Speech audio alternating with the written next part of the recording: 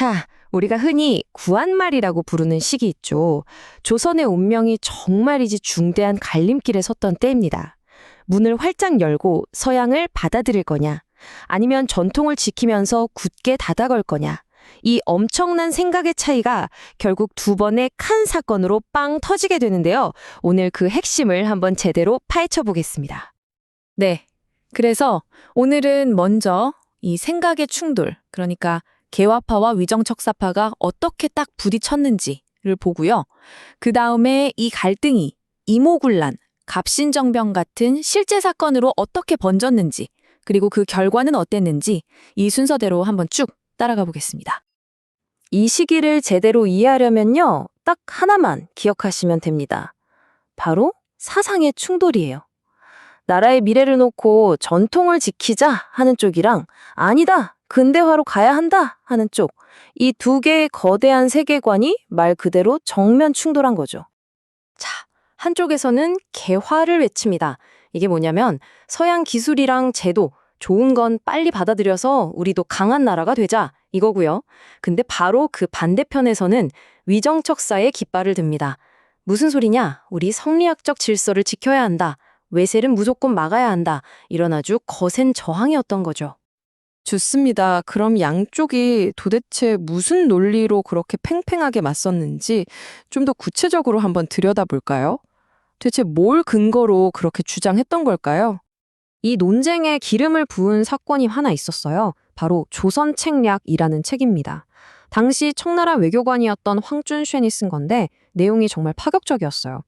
점점 내려오는 러시아를 막으려면 조선이 중국하고는 친하게 지내고 일본하고는 관계를 맺고 심지어 미국하고는 손을 잡아야 한다. 이런 주장을 펼친 겁니다. 아니, 이 책 한 권 때문에 나라가 그냥 발칵 뒤집혔습니다.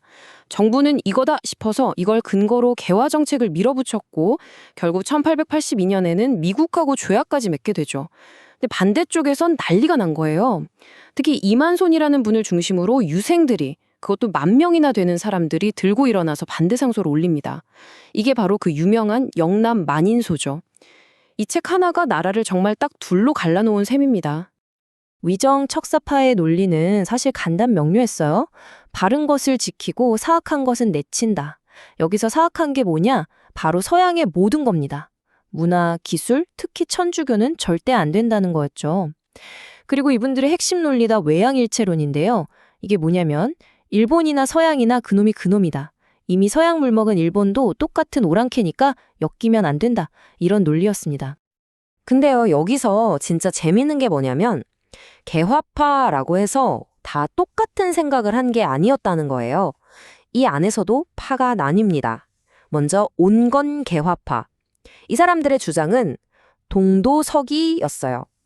풀어서 말하면 동양의 정신은 그대로 두고 서양의 기술만 받아오자. 그러니까 우리 정신, 우리 돈은 지키되 편리한 기계, 즉 기만 속속 골라 쓰자는 거죠. 자, 이 표를 보시면 그 차이가 아주 명확하게 보이죠? 왼쪽의 온건파는 김홍집, 김윤식 같은 인물들이 이끌었고 청나라의 양무운동을 모델로 삼았어요. 천천히 기술 중심으로 가자는 거죠. 반면에 오른쪽의 급진파, 김옥균, 박영효 같은 사람들은요. 그렇게 해서 어느 세월에 하냐 이거예요. 일본의 메이지 유신처럼 아주 빠르고 전면적으로 싹 다 바꾸자 이런 입장이었던 겁니다. 청나라와의 관계에 대한 생각도 완전히 달랐고요.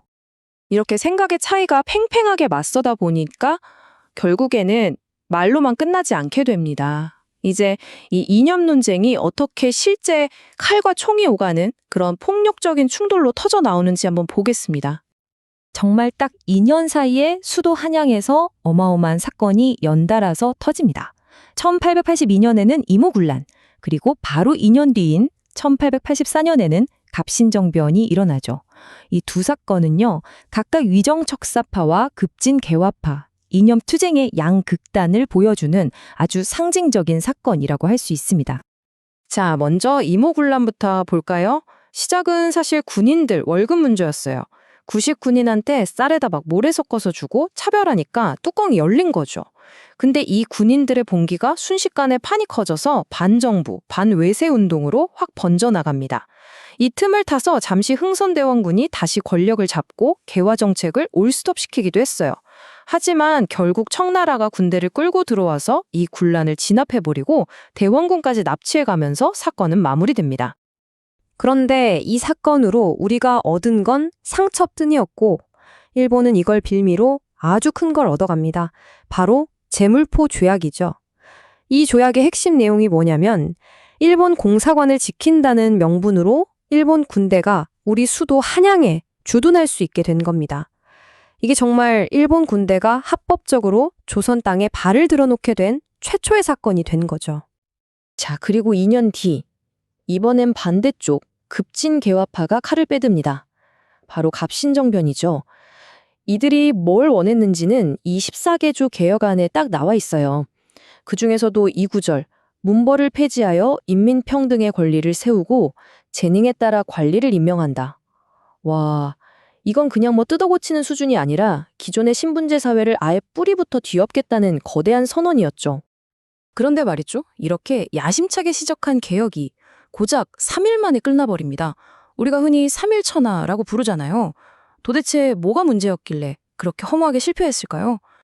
결정적인 실패 원인은 한마디로 그들만의 리그였다는 겁니다. 김옥균 같은 소수의 엘리트들이 주도한 위로부터의 개혁이었거든요.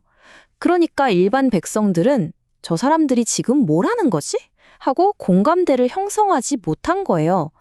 민중의 지지라는 뿌리가 없으니까 청나라 군대가 딱 개입하는 순간 그냥 와르르 무너져 버린 겁니다.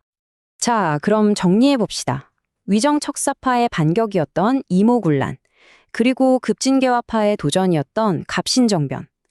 이 두 번의 거대한 충돌이 결국 조선에 어떤 결과를 가져왔을까요? 결론부터 말씀드리면 정말 아이러니하게도 성격이 전혀 다른 이 두 사건이 똑같은 결과를 낳았습니다. 바로 외세의 간섭이 훨씬 더 심해졌다는 거죠. 청나라는 이 기회에 아예 위안스카이 같은 고문관을 파견해서 조선의 내정에 사사건건 감나라 배나라 하기 시작했고요. 일본은 제물포 조약을 딱 명분 삼아서 군대를 아예 상주시키게 됐습니다. 결국 어떻게 됐을까요? 우리 조선 땅이 청나라와 일본의 힘겨루기 장소가 돼버린 겁니다. 이게 나중에 터질 청일전쟁의 씨앗이 된 거죠. 결국 이렇게 소수 엘리트들이 주도했던 위로부터의 개혁은 실패로 돌아갔습니다. 남은 건 더 깊어진 외세의 그림자와 백성들의 불만뿐이었죠. 자, 그럼 여기서 이런 질문을 던져볼 수 있겠습니다. 위에서 하던 개혁이 실패한 바로 그 자리에서 이제는 과연 아래로부터, 민중들로부터는 어떤 새로운 움직임이 나타나게 될까요?